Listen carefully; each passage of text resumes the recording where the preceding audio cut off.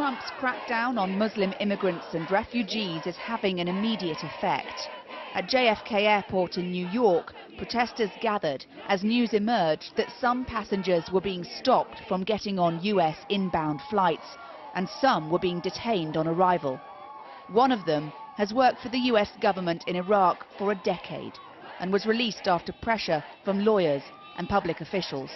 I have a special immigration visa in my passport, me and my family, because I work with the US government. I support the US government from the other side of the wall. But when I came here, they said no, and they treat me as I break the rules or do something wrong. I'm surprised, really.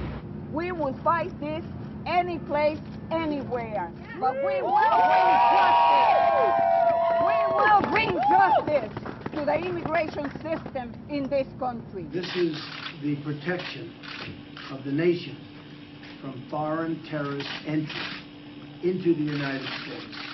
This is all happening because Trump ordered the temporary suspension of America's refugee program, an indefinite ban on Syrian refugees, and a 3-month ban on any visitors from 7 majority Muslim nations: Iran, Iraq, Libya, Somalia, Yemen, Syria and Sudan.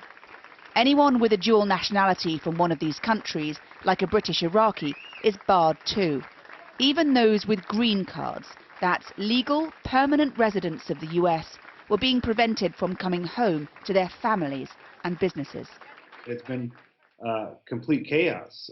You have individuals that were in mid-flight only to learn once they land that they're not going to be admitted into the U.S. You have students, you had individuals coming back for their jobs, people coming back to see their families, and it's very problematic, and it's something that should raise alarm and be of concern for all Americans, and this country should not be establishing rules and orders which ban a specific religion or individuals practicing a specific religion. In countries across the world, there was dismay. 7-year-old Bana Alabed became the human face of eastern Aleppo's suffering. A letter appeared on her Twitter timeline asking why Trump banned Syrian refugees. Governments also expressed alarm.